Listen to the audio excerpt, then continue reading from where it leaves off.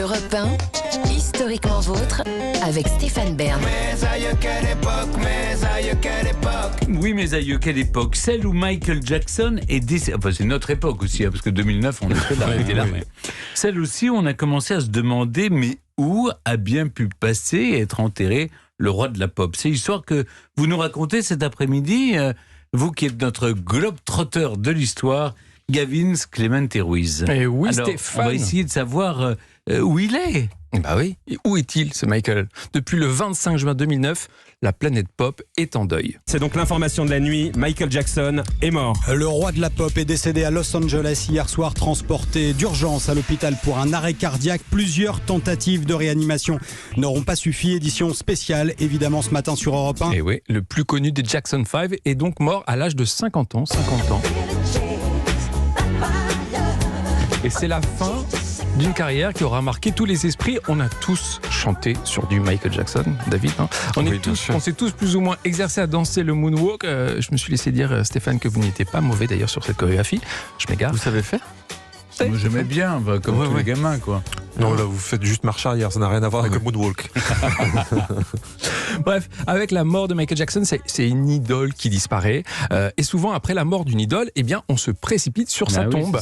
C'est un tourisme à part entière. Hein. Par exemple, il y a plein de gens qui vont au Père-Lachaise pour aller sur la tombe de Jim Morrison. On en voit plein qui vont à Graceland pour honorer la mémoire de Elvis Presley. Et on voit aussi pas mal de gens perdus au cimetière du Montparnasse avec un ticket de métro pour aller sur la tombe de Serge Gainsbourg, sur la tombe du Poinçonneur des Lilas. Et puis, il y en a d'autres qui ont une pomme pour aller sur celle de Jacques Chirac.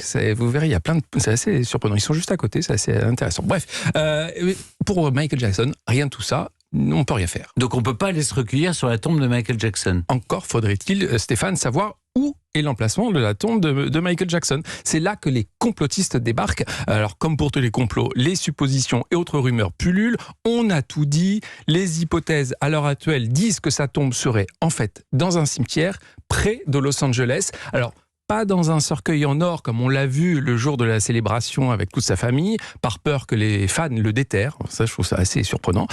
Mais rien n'est moins sûr encore parce que on dit aussi que sa dépouille serait en fait dans un tombeau béton, surveillé 24 heures sur 24, 7 jours sur 7 par des caméras, dans le même cimetière où se trouvent Bette Davis et Clark Gable. Mais alors, si on peut aller sur les tombes de Bette Davis et de Clark Gable, pourquoi ne pas pouvoir aller sur la tombe du King of Pop ? C'est là que les imaginations les plus fertiles, en quelque sorte, entrent en action. Oui, on a même entendu qu'il ne serait pas mort, en fait. Et c'est là, comme il avait un caisson à oxygène pour éviter de vieillir, pourquoi ne pas imaginer ce roi de la pop faire croire à sa mort, en quelque sorte ? Alors là, c'est une autre hypothèse. Ça ne fait qu'alimenter la thèse des complotistes. Et il faut avouer qu'ils sont assez forts. Alors, il y a un exemple qui est assez frappant, qui est assez amusant. C'est un sosie de Michael Jackson qui s'appelle Sergio Cortés. Alors, il lui ressemble comme deux gouttes d'eau. Il chante assez proche, il a à peu près la même voix que lui. Il danse comme lui et il donne des concerts et on croirait voir Michael Jackson. Je vous conseille d'ailleurs d'aller taper sur internet Sergio Cortés. Vous verrez, la ressemblance est assez frappante.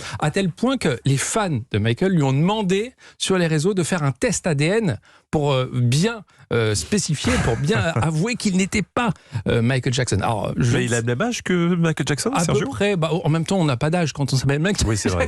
Vous avez vu ? Et donc, les réseaux sociaux ont un petit peu alimenté la machine à complot et sont vraiment très, très à la pointe pour ça. A priori, il est bel et bien mort.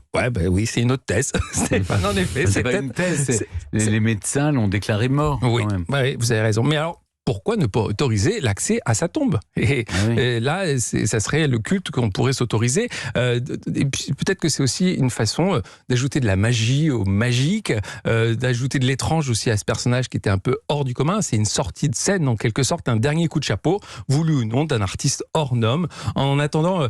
il nous reste ces tubes pour entretenir le souvenir, et ça c'est déjà pas mal. Pas besoin d'aller à Los Angeles ou ailleurs, il suffit juste d'avoir une bonne playlist ou alors d'écouter Europe 1.